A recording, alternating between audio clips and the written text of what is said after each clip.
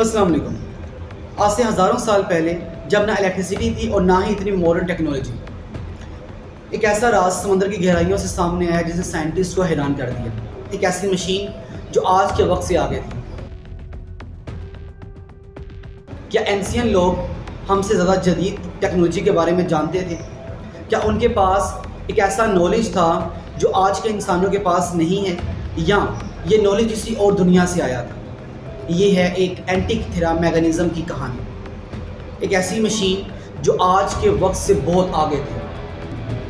This is Nabeel Jameel Chauhan and welcome to my YouTube channel. तो चलिए शुरू करते हैं आज की ये वीडियो।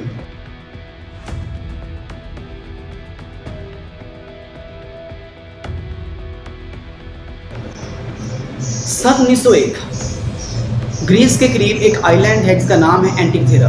वहाँ पर कुछ सी डाइवर्स समुद्र की गहराई के अंदर हज़ारों साल पहले डूब जाने वाले जहाज़ों के मलबे की तलाश कर रहे थे, और उसके साथ साथ वहाँ की जो कीमती अशिया थी उसकी तलाश जारी थी। इसी दौरान जहाँ पर उन्हें बहुत सा कीमती सामान मिला, वहीं पर उन्हें एक मशीन के कुछ टुकड़े मिले।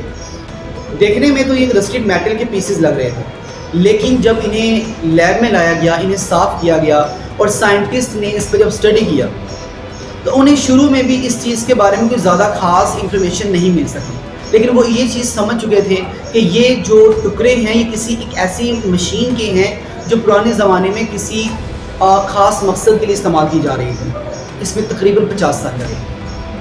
1901 में मिला ये टुकड़ा।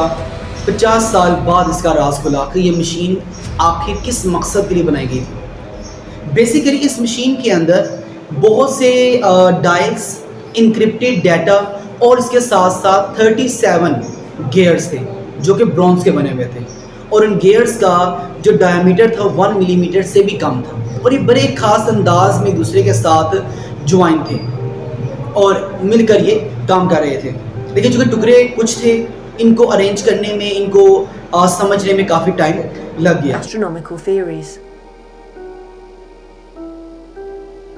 As the side handle turns, just as the actual sun and moon do when seen from Earth. Now we'll look at the back. लेकिन साइंटिस्ट उसके बाद एक नतीजे पर पहुंचे, और वो ये कि इस तरह की टेक्नोलॉजी को ग्रीस के ज़माने में ल्यूनर एक्लिप्स, सोलर एक्लिप्स को मेजर करने के लिए, स्टडी करने के लिए इस्तेमाल किया जा रहा था, और साथ ही साथ प्लैनेट्स की मूवमेंट को भी स्टडी किया जा रहा था कि फ्यूचर में ये प्लैनेट की पोजीशन क्या होगी, फ्यूचर में किस तरह के डिज़ास्टर्स आ सकते हैं। जैसे कि आज के दौर में हम मॉडर्न टेक्नोलॉजी का इस्तेमाल करके, आर्टिफिशियल इंटेलिजेंस का इस्तेमाल करके जिस चीज़ के बारे में हम आज बता पा रहे हैं, ये लोग उस चीज़ के बारे में 2000 साल पहले बता रहे थे।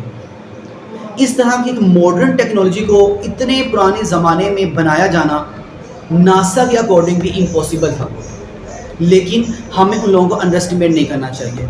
वो लोग कुछ ज़्यादा ही मॉडर्न टेक्नोलॉजी में लाइफ स्पेंड कर रहे थे।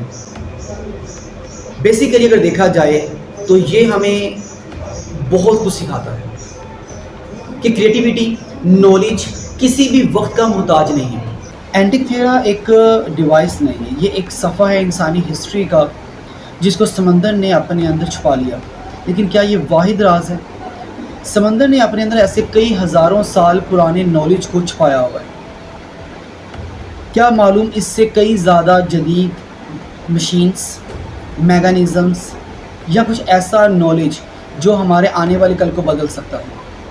लेकिन उस नॉलेज को ढूंढने की ज़रूरत है उन लोगों की जिनमें ये तजस्सुस हो कि वो माजी को काट छांट के वहाँ से अपने लिए आने वाले फ्यूचर के लिए कोई ना कोई मालूमात इकट्ठी कर सकते हैं, वो माजी को पढ़ सकते हैं।